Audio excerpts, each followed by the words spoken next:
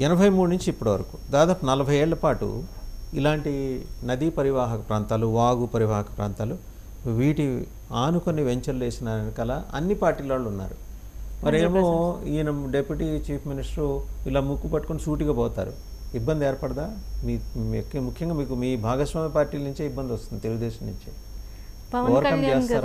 పవన్ కళ్యాణ్ గారు చెప్పింది ఏంటంటే అండి, ఒక్క పార్టీ కాదు, ఒక ప్రభుత్వం కాదు, అందరి తప్పిదాలు ఉన్నాయి. ఇంతకుముందు పరిపాలించిన ప్రభుత్వాలు అందరి తప్పిదాలు ఉన్నాయి.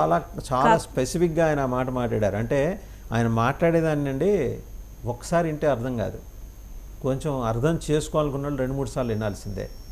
సో ఎవరిని కూడా వదిలిపెట్టేది లేదు. Be it Telugu Desam, be it BJP or be it somebody else, ఎవరికైనా ఖచ్చితంగా వాళ్ళ మీద చర్యలు ఉంటాయి. కానీ మీ మీద ఒత్తిళ్ళు వచ్చేస్తాయి. ఆ రిఫ్ట్ అయితే మరి ఆయన ఎదుర్కొంటాడు. ఎదుర్కొనే సామర్థ్యం మీ క్యాడర్స్కి, మీ లీడర్స్కి ఉందా? ఖచ్చితంగా అండి. పవన్ కళ్యాణ్ గారిని చూస్తూ నేర్చుకున్నాము, ఎదిగాము. ఈరోజు ఉపాధ్యాయుల దినోత్సవం మాకు ఆయన ఒక గురువు లాంటి వారు. ఆయన మాకు సమాజం పట్ల బాధ్యత నేర్పించారు, ప్రకృతి పట్ల బాధ్యత నేర్పించారు. ఎలా ఉండాలి, ఎక్కడ అన్యాయం జరిగినా ఎలా ఎదుర్కోవాలి, ఎలా ప్రశ్నించాలి, అది మొత్తం ప్రజలందరి తరపున, జనాభా అందరి తరపున చూడాలి తప్ప ఒక పార్టీకో దేనికో బయాస్డ్ అయిపోవద్దు అని చెప్పి ఆయన చాలా క్లియర్గా చెప్పడం జరిగిందండి.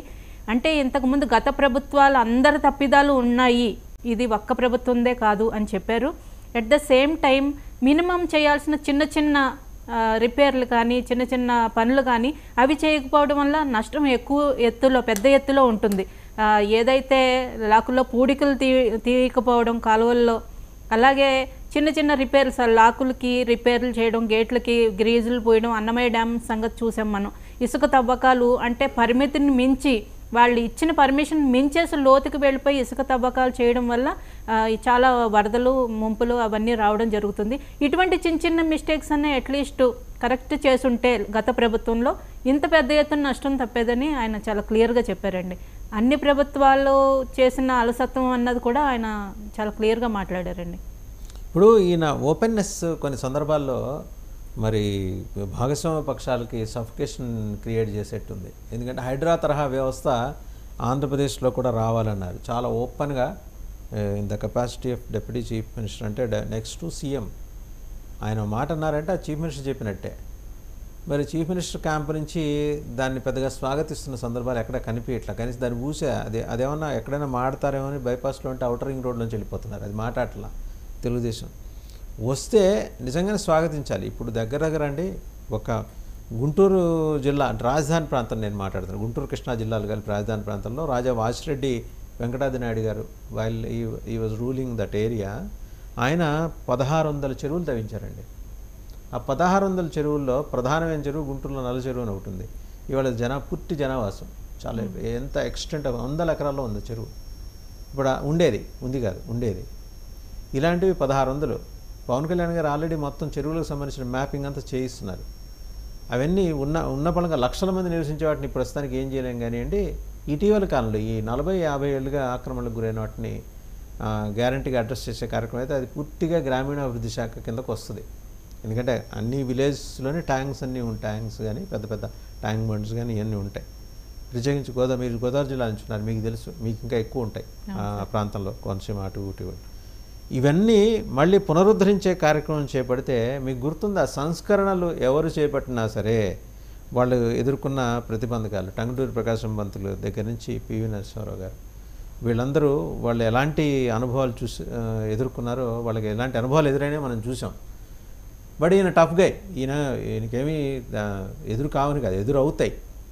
ఎదుర్కొనే క్రమంలో చాలా టర్మాయిల్స్, వైసీపీతో పోరాడిన దానికన్నా ఎక్కువ పోరాడాలి. ఆయన సిద్ధంగా ఉన్నాడు, మీరు సిద్ధంగా ఉన్నారా లీడర్స్?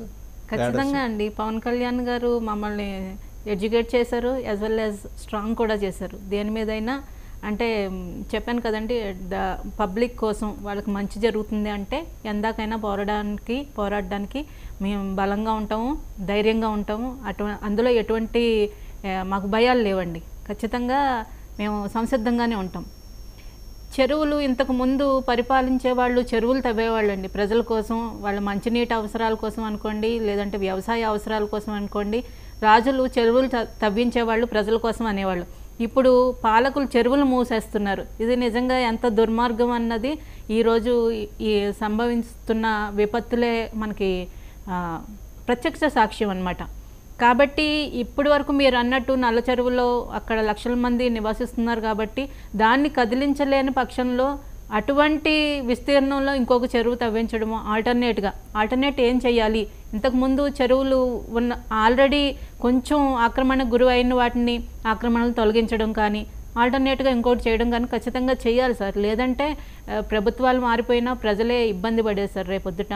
ఈ ప్రజలందరికీ కూడా ఎడ్యుకేట్ చేయాల్సిన అవసరం ఉంది. ప్రభుత్వాల మీద ఉంది ఆ బాధ్యత.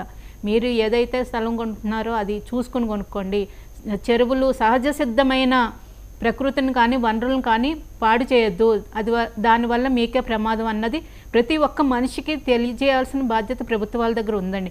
ఇప్పుడు చెత్త విషయంలో ఎలా ఎడ్యుకేట్ చేస్తున్నారో అలాగే కాలుష్యం విషయంలో ఎలా ఎడ్యుకేట్ చేస్తున్నారో, బండికి మనకి కాలుష్య నియంత్రణ చేస్తారు, చెక్ చేస్తారు, అది కూడా ఎంతవరకు చేస్తున్నారు అన్నది కూడా చూసుకోవాలి. అది ఏదో నామకే వాస్తు చేసేస్తున్నారా, నిజంగా ఆ రూల్స్ పాటిస్తున్నారా, పాటించకపోతే వచ్చేది ఏంటి?